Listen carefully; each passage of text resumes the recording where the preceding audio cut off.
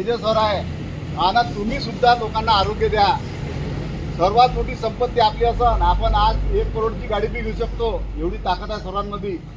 पण शरीराचा जर एक अंग जर काही झाला तर एक आपण पैसा लावता लावताही खतम होतो आणि शारीरिक दृष्टी आपली कमी होते. म्हणून सर्वांना एकच सांगणं आहे का रोज हेल्दी राहा, चांगले राहा, संगत चांगल्या लोकांची ठेवा, संगत चांगल्या लोकांची, निगेटिव्ह लोकांसोबत राहू नका. पाय कशाला जातं का तिथं पाय दुखते, कंबर जे होते हे सोडून द्या. आज तुम्हाला त्रास होईल पण तुम्हाला जीवनभर निरोगी ठेवा ही आमची खात्री आहे, 100% खात्री आहे तुम्हाला सांगतो. आणि असंच राहा, निरोगी राहा, हीच माझी सर्वांना शुभेच्छा आहे. धन्यवाद. जय हिंद.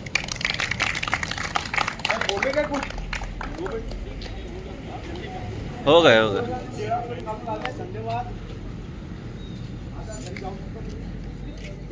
छुट्टी हो गई अभी.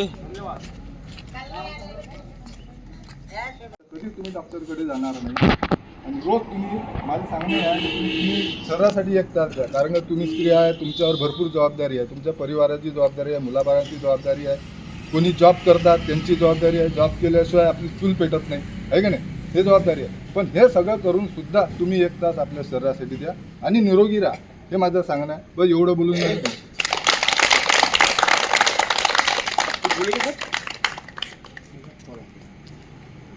हे काळे सर आहेत, हे आमचं परिचय देतील. जैसे बहुत सारे लोग तो जाते ही होंगे, मेरे को पहले भी आ चुका हूँ. तो मैं इतना ही कहना चाहूँगा, डेली एक्सरसाइज करिए, डेली अपने आहार को संतुलित रखिए. एक्सरसाइज करना क्यों ज़रूरी है हमारे लिए? अभी जैसे सर ने बताया कि खेती में फर्टिलाइज़र केमिकल आ रहे हैं, तो कभी जाना है आपने सोचा कि क्यों आ रहा फर्टिलाइज़र, कैसा करने की ज़रूरत क्यों पड़ रही है? इसको किसानों को फर्टिलाइज़र या केमिकल डालने की ज़रूरत क्यों पड़ रही है?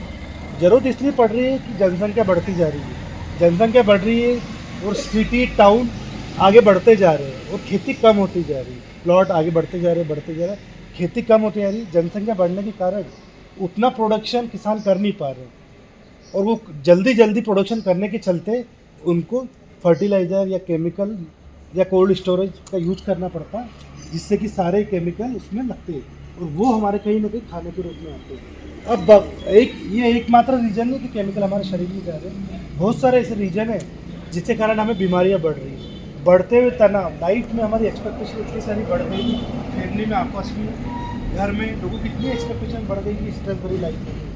बढ़ते हुए कंपटीशन, इंफ्रास्ट्रक्चर, बढ़ता हुआ इंफ्रा, लोगों के बच्चों को अपने हाथ में मोबाइल, गाड़ियाँ, सब ये पूरा सिस्टम चेंज हो चुका है और इतनी स्ट्रेस भरी लाइफ हो गई कि हम हमारे जीने के लिए टाइम नहीं निकाल पा रहे.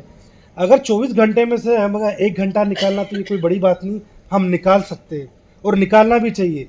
ये स्ट्रेस हो गया, ये केमिकल वाली लाइफ हो गई. भारत में हर तीसरा व्यक्ति मोटापा, एंजाइटी, बीपी और शुगर का पेशेंट बनते जा रहा है और ये इतना स्पीडली ग्रो कर रहा है कि आने वाले 5 सालों में ये संख्या 2 पे आ जाएगी और 2 के बाद भी सीधे 1 पे आ जाएगी.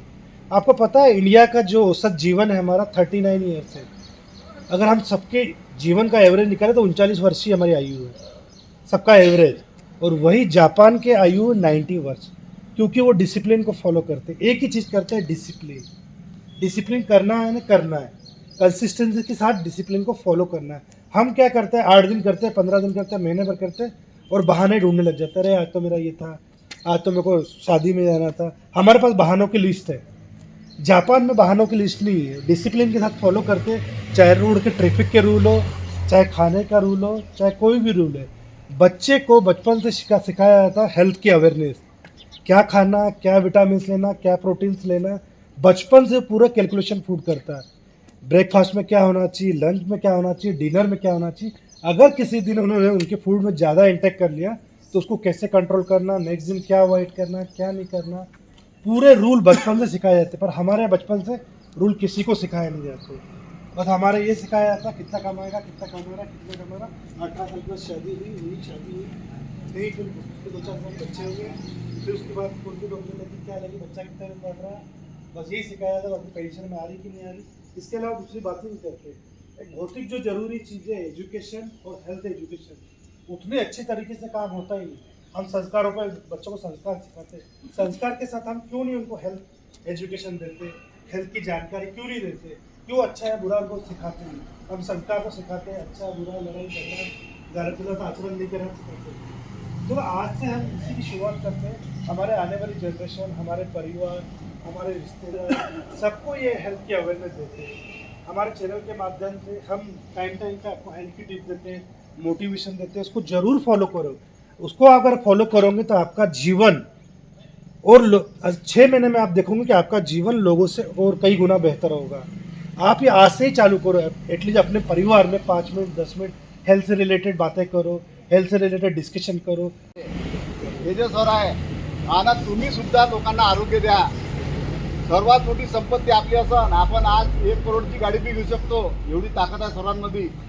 पण शरीराचा जर एक अंग जर काही झाला तर एक आपण पैसा लावता लावताही खतम होतो आणि शारीरिक दृष्टी आपली कमी होते. म्हणून सर्वांना एकच सांगणं आहे का रोज हेल्दी राहा, चांगले राहा. संगत चांगल्या लोकांची ठेवा, संगत चांगल्या लोकांची. निगेटिव्ह लोकांसोबत राहू नका. पाय कशाला जातं का तिथं, पाय दुखते, कंबर जे होते हे सोडून द्या. आज तुम्हाला त्रास होईल पण तुम्हाला जीवनभर निरोगी ठेवा ही आमची खात्री आहे. 100% खात्री आहे तुम्हाला सांगतो. आणि असंच राहा, निरोगी राहा. हीच माझी सर्वांना शुभेच्छा आहे. धन्यवाद. जय हिंद. बोलले काय कुठ हो गए. धन्यवाद. छुट्टी हो गई अभी. धन्यवाद.